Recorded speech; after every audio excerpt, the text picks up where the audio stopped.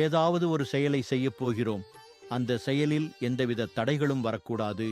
அந்த செயலில் வெற்றிகள் உண்டாக வேண்டும் என்று நினைப்பவர்கள் அந்த செயலை செய்ய ஆரம்பிப்பதற்கு முன்பாக இருந்தே இந்த மந்திரத்தை மனதிற்குள் கூறிக்கொண்டே இருந்தோம் என்றால் கண்டிப்பான முறையில் முருகனின் அருளால் அந்த செயலில் வெற்றிகள் உண்டாக்கும் என்பது உறுதி.